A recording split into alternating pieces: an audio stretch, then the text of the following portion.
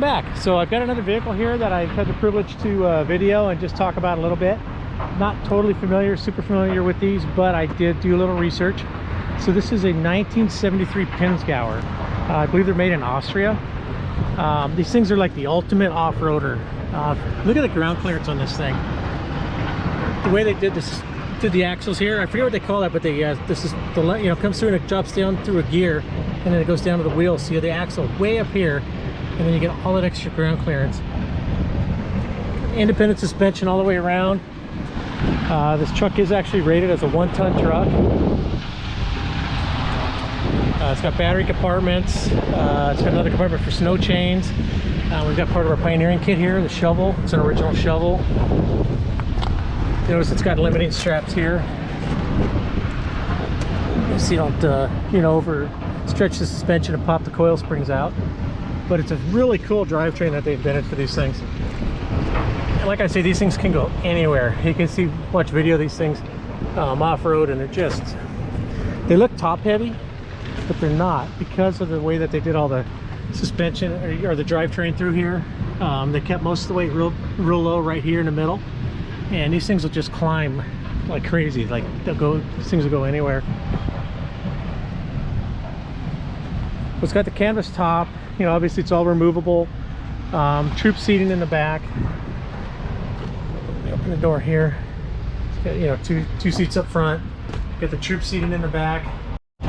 Okay, so here at the rear of the vehicle, you know, you have the troop seating in here. It holds a dozen men. It holds 8 men. But one thing you can do, because it is rated as a 1-ton truck, you can flip the seats over. You can flip them all over like this, and then you have a base, basically a truck bed platform. So you have the canvas off and you have these down. You just convert it into a pickup truck. They use these things all over in Europe. I guess Germany had used them, Switzerland, Austria. Apparently the Marines even had about a dozen of these that they used for a short time. It's really cool to see. Like here's the master cylinders for the differential locks. So actually just use a hydraulic master cylinder. You pull that lever over and lock it in. So you can go locked all 4 wheels. You could go lock just in the rear, lock just in the front, however you want to do it.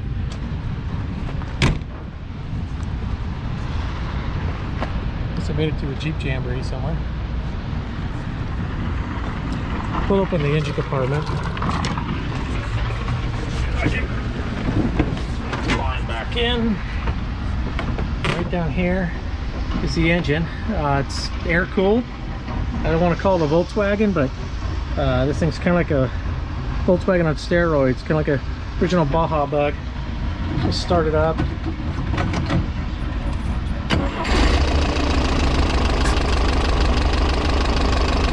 See the cooling fan that, you know, our tunnel's here to suck air in here to keep everything cool. There's a distributor, air cleaner on top.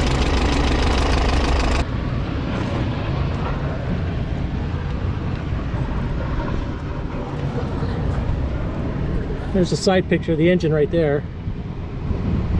There's the valve covers right there on the end. So it's like a horizontal, but they're not opposed. It's just a horizontal inline air-cooled 4-cylinder. These are locking differentials, locking rear, locking front. That puts you in 4-wheel drive or 2-wheel drive. It's got a low range and high range trans.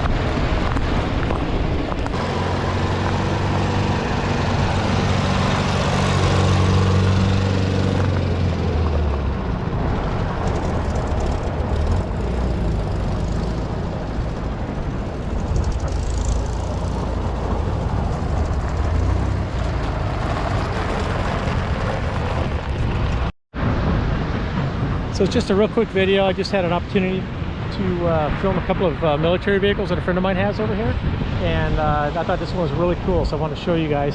So thanks for watching. If you haven't hit the like button yet, please do. If you haven't subscribed already, please do. And thanks for watching.